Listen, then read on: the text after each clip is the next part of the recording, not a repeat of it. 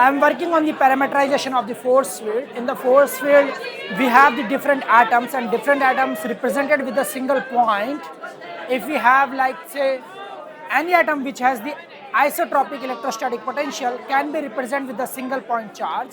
But if we have the atom which has the anisotropic nature, that becomes difficult to represent in the force field. So what we try to do, try to introduce the extra degree of freedom, which means we try to introduce the one more extra point so that we can represent that atom accurately.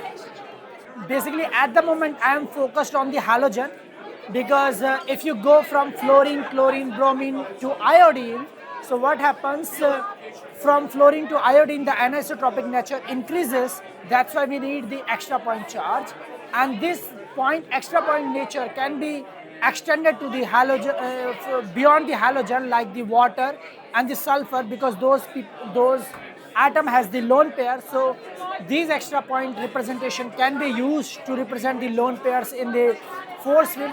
Along with that, these any drug molecule has like at least 20% of the molecules in pharmacy or in pharmaceutical industry has the 20% halogen.